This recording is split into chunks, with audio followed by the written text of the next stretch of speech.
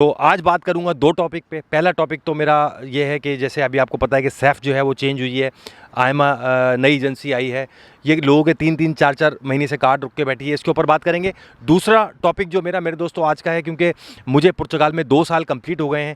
ये जर्नी मेरी कैसी रही, मैंने यहाँ क्या क्या चीज़ें देखी, क्या क्या मुझे मुश्किल उठानी पड़ी, इसके ऊपर थोड़ी सी आप लोगों को अपनी राय बताऊँगा। क्योंकि अपने चैनल पर मैं हमेशा दूसरों की बातें आपको बताता हूँ ताकि लोगों पर क्या बीत रही है वो आप लोगों तक पहुँचे। तो आज चूँकि 2 साल मुझे हो गए और काफ़ी चीज़ों को मैंने करीब से देखा, यहाँ क्या मुश्किल है, क्या परेशानी है, क्या फ्रॉड है, उन सब के हवाले से आपको आगाह करूँगा। तो आए वीडियो शुरू करते हैं। मेरे दोस्तों, सबसे पहले मैं आपको ये बताऊँ कि 3-3 4-4 महीने हो गए जब से ये सैफ ख़त्म हुई है, और लोगों ने बहुत उम्मीद की हुई थी कि ये जो नई एजेंसी आ रही है आयमा, इसके आते ही स्पीड जो है वो बहुत बूस्टअप हो जाएगी, बहुत तेज़ हो जाएगी और लोगों को जल्दी जल्दी कार्ड मिलेंगे। ये सारी चीज़ें उल्टी हुई हैं, क्योंकि अभी तक सिस्टम और इनका स्लो हो गया है। ठीक है, उसकी वजह ये बताई जा रही है कि सैफ ख़त्म हुई है, नई एजेंसी आयमा आई है। ये प्रॉपर तरीके से अभी भी इनके लोग बड़े अनट्रेंड बैठे हुए, ठीक है, जो जिनके बायोमेट्रिक हुए हैं वो सब जब सैफ में और आयमा में ईमेल कर रहे हैं तो उनको ये जवाब आ रहा है कि आपका कार्ड जो है वो प्रिंटिंग में है। बताया ये जा रहा है सैफ का लोगो जो होगा वो चेंज होगा, ये आयमा का लोगो आएगा। उसके हवाले से काफ़ी अपनी मशीनें जो हैं वो अपग्रेड कर रहे हैं। बड़े मज़े की बात मुझे एक लॉयर ने बताई, वो बताया रहा था मुझसे, कहने लगा एक सबसे बड़ी वजह ये भी है कि अगर एक मशीन इनकी 10 मिनट में 1000 कार्ड प्रिंट करती है, तो अब वो ये मशीन ला रहे हैं कि वो 1 मिनट में 25,000 कार्ड प्रिंट करेगी। खैर, ये तो मजाक की बात उसने की, लेकिन बताने का मकसद यही है कि काफ़ी अपने सिस्टम को ये अपग्रेड करने जा रहे हैं। मेरे दोस्तों, अपनी पिछली वीडियो में मैंने एक भाई का इंटरव्यू किया था जिसने यहाँ की पार्लियामेंट के हवाले से आपको, यहाँ के आने वाले प्राइम मिनिस्टर के हवाले से बताया था कि अगर ये शख्स यहाँ पर आ जाता है, ये प्राइम मिनिस्टर आ जाता है, तो ये इमिग्रेंट्स का बहुत बड़ा दुश्मन है। और ये साफ तौर पर ये बात बोल भी रहा है कि मैं पूरा सफाया करूँगा। इसके बैनर आप कोइम्ब्रा में देख लें, लिस्बन में देख लें, जगह जगह इसके बैनर लगे हुए हैं। ठीक है ना, तो ये ज़ाती राय उस भाई की ज़रूर हो सकती है, लेकिन बात उसकी सही थी, क्योंकि यूरोपियन यूनियन जो है वो काफ़ी हद तक उसको सपोर्ट कर रही है। माना उसके पास वोट कम है, लेकिन ज़्यादा चांसेस उसके हैं आने के। ठीक है, उसकी वजह यह है कि किसी भी कोई भी बंदा इलेक्शन जीतता है वोटों से। और यहाँ पर जो पोजीशन है इस वक्त, जो लिस्बन में है, जो लीरिया में है, जो कोइम्ब्रा में है, ज़्यादातर पुर्तगाल में है, वो यही पोजीशन है मेरे दोस्तों कि ये जो पुर्तगीज़ लोग हैं कहीं ना कहीं हमसे ज़रूर तपे बैठे हैं। उसकी वजह यह है कि ये आए दिन अपनी कौमी असम्बलियों में स्पीच दे रहे होते हैं कि ये इमिग्रेशन बंद की जाए, हमारे जो शॉपिंग सेंटर हैं उनमें इनकी तादाद ज़्यादा है, हमारी तादाद कम हो गई है। तो इनको इस बात की बड़ी कलक है। कहीं ना कहीं आप माने कि ये अंदर से गुस्से में हैं। इनके हॉस्पिटलों में रश बोलते हैं या तुम लोगों की वजह से पड़ गया, बड़े मामला इनके डिस्टर्ब हुए। और ये खून का घूंट इनको पीना भी था, क्योंकि हमारी ही वजह से इनका एक तरीके से टैक्स का रेशियो ऊपर जा रहा था। बट ये बात सच है कि जिस तरह यूरोपियन यूनियन इनकी हिमायत कर रहा है इस नए आने वाले प्राइम मिनिस्टर की, तो हो सकता है इमिग्रेशन में काफ़ी हद तक सख्तियाँ आएँ। ये है कि ये 2 साल में मैंने क्या क्या यहाँ पे देखा और किन किन मुश्किल का मैंने सामना किया, वो सब ये आपको बातें इसलिए बताऊंगा ताकि नए आने वालों को आसानी हो सके। मेरे दोस्तों, स्टोरी यहाँ से शुरू करता हूँ कि सबसे पहले मैं जब यहाँ पुर्तगाल आया, तो मैं जब पाकिस्तान से मैं बिलोंग करता हूँ, कराची से, तो कराची में हमारे पीछे 2-3 गली छोड़ के एक भाई होते थे, उनका नाम मैं नहीं लूँगा, अल्लाह ताला उनको हिदायत दे। जब मैं यहाँ उनके पास आया, क्योंकि जब वो पाकिस्तान में मुझसे मिला करते थे तो वो हमेशा बोलते थे कि बेटा तू परेशान नहीं हो, तू यहाँ आ जा, तू देख मैं क्या करूँगा, ये करूँगा, वो करूँगा। मैं जब यहाँ बड़े हमने खिदमत भी की उनकी वहाँ पाकिस्तान में ना। अब जब मैं यहाँ आया तो मैं उनके तेवर देख के मैं थोड़ा सा हिल गया।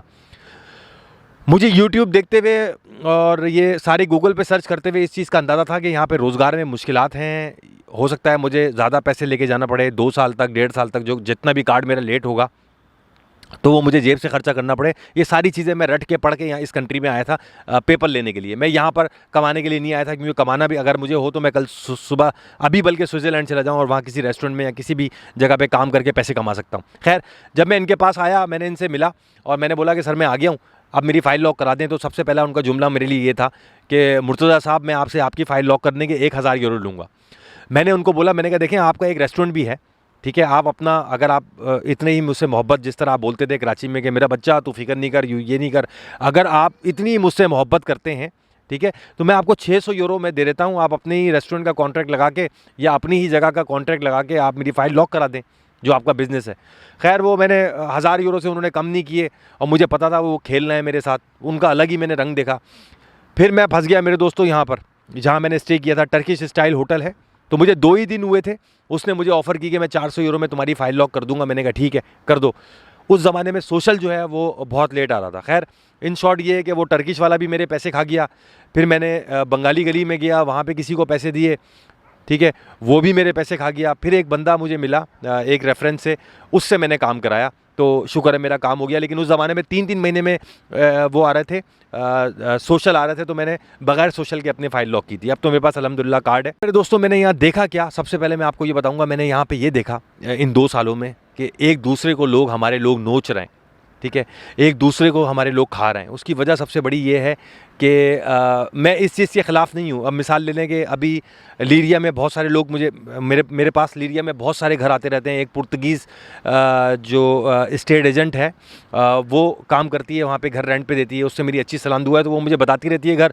मैं यहाँ जो नए आ रहे हैं उनको बताता रहता हूँ। लेकिन अब हमारे लोगों की गलती ये है कि उनको हर चीज़ फ्री में चाहिए, तो हर चीज़ फ्री में नहीं है। अगर आप पाकिस्तान में, इंडिया में, बांग्लादेश में रह रहे हैं, अगर आप कोई प्रॉपर्टी रेंट पे लेते हैं या कोई परचेज़ करते हैं और उसमें स्टेट एजेंट इन्वॉल्व होता है, तो आपको उसकी उजरत देनी पड़ेगी। 1 महीने का रेंट या थोड़ा सा उससे ज़्यादा आपको देना पड़ता है।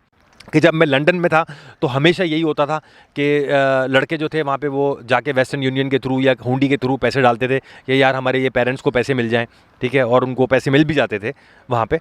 बट यहाँ पर मैंने क्या देखा, हर आदमी ग्रुप में, फेसबुक ग्रुप में या इधर उधर यूट्यूब पे या कहीं भी आपके दोस्त अहबाब रिश्तेदारों में यही आपको आवाज़ आ रही होती है कि भाई अगर किसी को पाकिस्तान में पैसे चाहिए और हमें वो यहाँ यूरो दे दे तो ये हमारे लिए बड़ा अच्छा हो जाएगा। तो ये चीज़ मैंने सबसे ज़्यादा नोट की कि यहाँ पे जितने हमारे लोग आए हुए हैं पेपरों के लिए, ज़्यादातर वो पाकिस्तान से ही पैसा मंगवाते हैं। और यही यहाँ पे सुनने को आवाज़ मुझे आई कि भाई हमें यहाँ यूरो दे दो और पाकिस्तान में हमसे पैसे ले लो। एक ये चीज़ मुझे बहुत यहाँ सुनने को आई। दूसरा मेरे दोस्तों, मैंने यहाँ पे ये भी देखा कि लोगों ने यहाँ पे आके फाइलें लॉक कराई। फाइलें लॉक कराने के बाद उन लोगों ने यहाँ के रेजिडेंस कार्ड लिए। रेजिडेंस कार्ड लेने के बाद जो है कोई इटली चला गया, कोई जर्मनी चला गया, कोई फ्रांस चला गया। हालांकि ये है तो इलीगल काम, ये नहीं करना चाहिए, लेकिन लोगों को ज़ाहिर है अपने पीछे घर में अपनी फैमिली को भी सपोर्ट करना होता है, ख़ुद भी लोगों को अपने खर्चे चलाने होते हैं। तो वो दूसरे कंट्री में जा के उन लोगों ने वहाँ पे इलीगल काम किया जो नहीं करना चाहिए, और वहाँ से पैसे बना के उन्होंने अपने घर वालों को भेजे, ठीक है, और यहाँ पे वो सिलसिले अपने चलाते रहे। ये दूसरा मेरे दोस्तों एक सवाल ये भी है मुझसे आता है कि आपने किन लोगों को यहाँ पुर्तगाल में कामयाब देखा। तो मेरे दोस्तों, ये कंट्री जो है ना वो किसी जन्नत से कम नहीं है। ये बहुत खूबसूरत कंट्री है और इसकी सबसे अच्छी चीज़ ये है कि यहाँ पे इमिग्रेशन खुली है, ठीक है, और ये एक दरवाज़ा है शेंजन यूरोप का, कि जहाँ से आप इजीली पासपोर्ट लेके या रेजिडेंस कार्ड लेके अपने आप को दुनिया में कहीं भी सेट कर सकते हो। ज़्यादातर लोगों को आपने यही देखा होगा कि यहाँ के रेजिडेंस कार्ड और पासपोर्ट लेने के बाद मैं इंग्लैंड में आपको बताऊँ कि मैं इंग्लैंड में पूरी गलियाँ जानता हूँ ऐसी जिन लोगों ने पुर्तगीज़ पासपोर्ट लेके वहाँ पे अपने आप को सेटल कर लिया। मैं आयरलैंड में बहुत सारे लोगों को जानता हूँ जिन्होंने यहाँ के पासपोर्ट लेने के बाद वो आयरलैंड सेटल हो गए। मैं अमेरिका में बहुत बड़ी तादाद को जानता हूँ जिन्होंने यहाँ के पासपोर्ट लिए और वो अमेरिका में सेटल हो गए। पूरे शेंजन में, पूरे यूरोप में, पूरे ये मगरिबी ख़ित्ते में पुर्तगाल एक वाहिद ऐसा कंट्री है, ठीक है ना, जो पहले रेजिडेंस कार्ड से, जो अगर आप लीगल यहाँ 5 साल हो जाते हो, लीगल आदमी तभी होता है जब उसका पहले रेजिडेंस कार्ड आता है, पासपोर्ट दे देता है, नेशनलिटी दे देता है, उसके बाद दुनिया आपके लिए खुलती है। फर्स्ट वर्ल्ड कंट्री से फर्स्ट वर्ल्ड कंट्री आपको जाने में कोई परेशानी नहीं होती। तो मेरे दोस्तों, मैं आप लोगों को बता रहा था कि मैंने यहाँ पे कामयाब उन्हीं लोगों को देखा है जो लोग ज़्यादातर ऑनलाइन काम कर रहे हैं, ठीक है, जो लोग हमारे जितने बड़े जो यूट्यूबर हैं मिसाल के तौर पे, जो फॉरेक्स के काम कर रहे हैं, जो वेब डिज़ाइनर हैं, वेब डेवलपर हैं, ठीक है, और वो ऑनलाइन काम कर रहे हैं, तो ज़ाहिर है उनका यहाँ पे जॉबों से कोई, छोटी छोटी जॉबों से कोई कंसर्न नहीं होता, उनका पैसा बाहर से आ रहा होता है, तो वो यहाँ इस जन्नत में बहुत एंजॉय कर रहे हैं, बहुत खुश हैं। हॉस्पिटल के हवाले से, सेहत के हवाले से, चूँकि आज मेरी बात हो रही है, हमेशा मैं सबके व्यूज़ लेता हूँ, आज मेरी बात हो रही है, तो हॉस्पिटल के हवाले से मैंने इनके सिस्टम को काफ़ी बेहतर पाया, इस सेंस में कि शुरू में आपको परेशानी होती है, यकीनन किसी भी नए जगह में जाते हैं, ज़बान आती नहीं, चीज़ों समझाना, और वैसे भी ये गुस्से में बैठे होते हैं कि तुम लोग हमारे कंट्री में आए जा रहे हो, भरे जा रहे हो, तो इनकी हटती ज़रूर है।